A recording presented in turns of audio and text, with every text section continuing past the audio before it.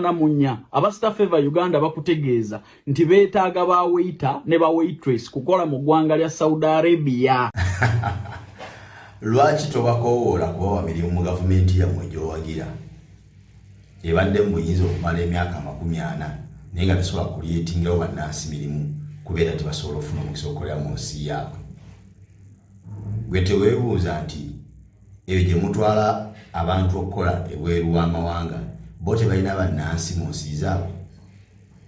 Bakikola batya bo okuba n'emirimu nga bannansi bakola emirimu negifikkawo n'egyabagwira gye tusobola okukola? Lwaki ekyo tokyebuuza? Kyogamba nti ensi zaabwe nnene nnyo yesobola nti waliyo ebikolebwa bingi nga mulimu n'obusi bwe ndaba nga butini nnyo nga ne Uganda ebusinga obunene naye ng'ate munnange bulina emirimu mingi n'ebikolebwa mu busi obwo nga bingi nnyo okusinga ebyali badde bikolebwa mu Uganda. Ekyo lwaki tokyebuuza?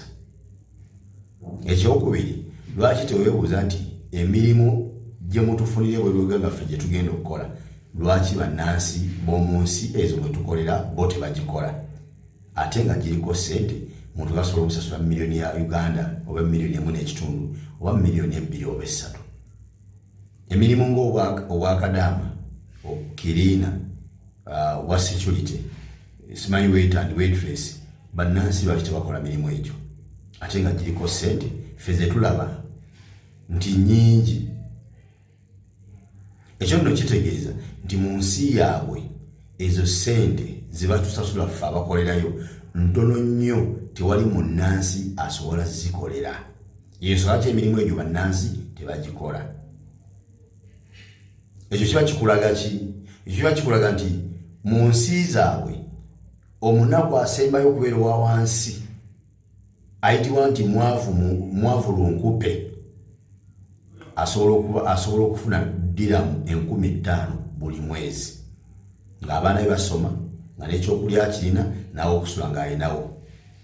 Kubanga singa waliyo abanaku nga abali ewaffe olw'ensonga nti bangi bakikozesa ne baga nti buli nsi yonna mu buli nsi mulimu abaavu, kituufu, naye omuntu aba mwavu okusinziira ku nfuna y'abo bawangaaliramu.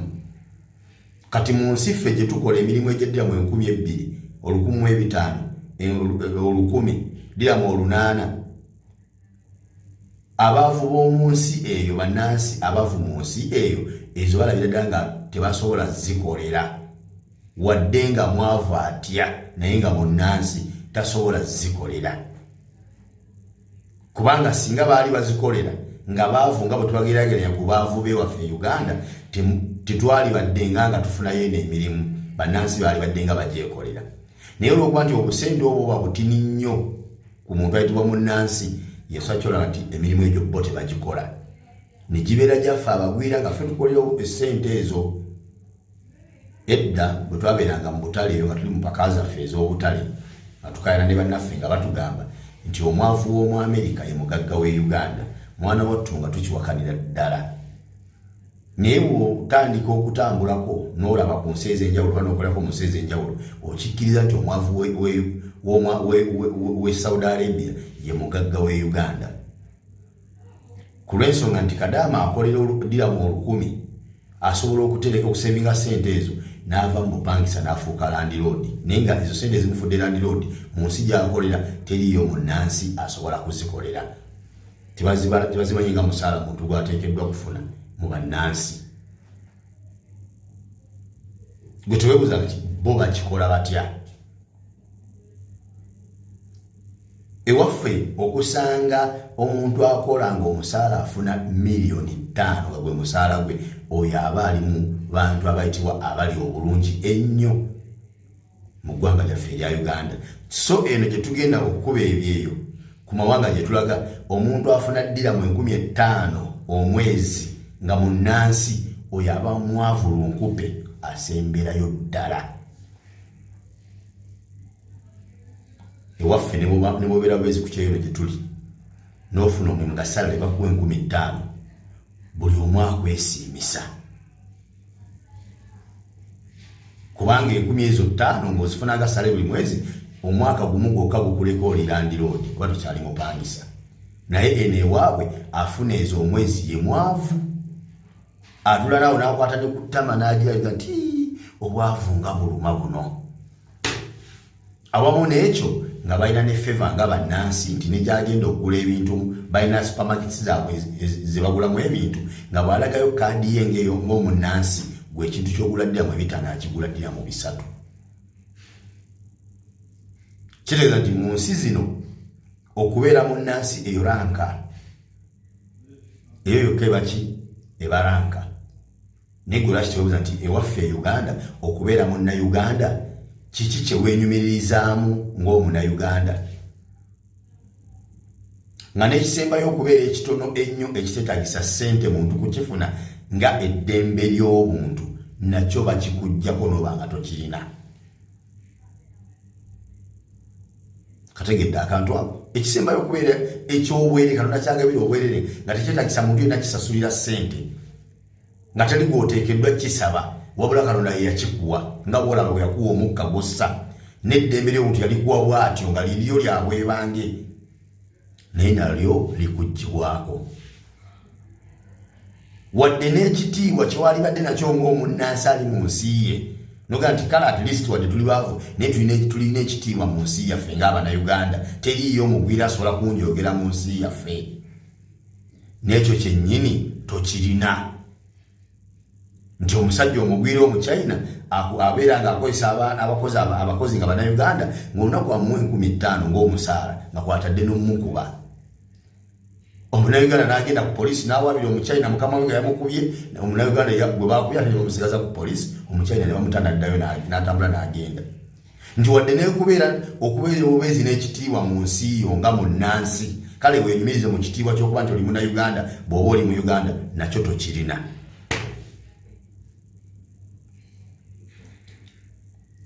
Oba okitegeera kati mbuuza ssebo mukulu Calvin Kayanja munaakolanga gwakoola bantu kubatwala gweruwa ggwanga gye babakolera, lwaki temubakoolako nga mubakoola bbawa mirimu mu gavumenti yammwe ennungi ennyo gy'oyagala efugidde eggwanga emyaka 40. Newankubadde nga tukimanyi nti abamu mu kutwala bannyinaffe ebweru mulimu ddiiro ze mutambulizaamu ennene ze mufunamu obukadde n'obukadde bwa $, ng'ekigambibwa okutunda organiza abaana nti mutwala omufulumya abantu 100 nga mutagetinzeemu 5 bemwagalamu ogani. Olw'ensonga nti bano 5 bwe banaalajana nti bafunye obuzibu 9 gaga nti affe tuli bulungi tetulina ttabu. Abo be bamanyi baleka balina ffujjo lyabwe. Okitegeera teri ajja kukakasa bano 5 nti beboogera bituufu nga 9 bagamba tuli bulungi tetulina buzibu. Kumbe bya ddala ensigo organize bazitwala. Oba okitegeera nga nemuddamu nga badde bafulumya n'erutu endala abantu 10 ng'era batagetingamu 5.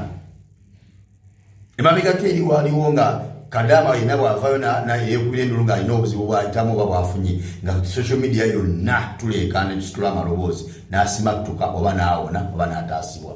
Ne balabanga nakyo ate kininga gye kibayingiramu ne kibalemesa ddiru zaabwe ne ziyiika ne bayiya tukikoze tutya okulaba ng'eyo kerere nga Kadaama afunye obuzibu evaawo.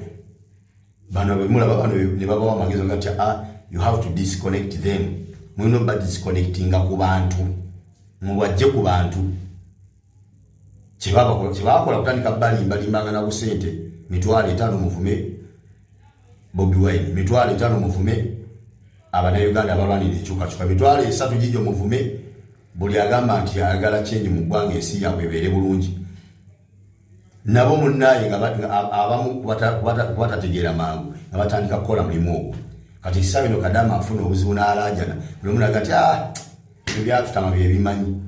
Ndaba bulijjo bisiibano nga bituvuma ffe twabiyambanga kati bye bimanyi beesigo bazitwala bazitwale eri nga bano bakuba mu nga nti awo twabamala kati n'ogwo omumwa ogwabalemesanga okutuukiza ebigendererwa byabwe diiru zaabwe nga luusi zigwa butaka ne zitakutuka nagwo baagujjawo kati diiru zikutuka bulungi kuba disconnectinga ku bantu.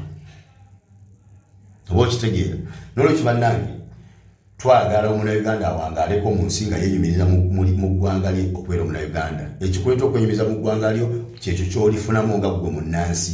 Naye bwe banga tulinga Uganda bwe tuli olwaleero twali kye tufuna mu nsi yaffe nga byonna tulaba birabe buzibu bwereere.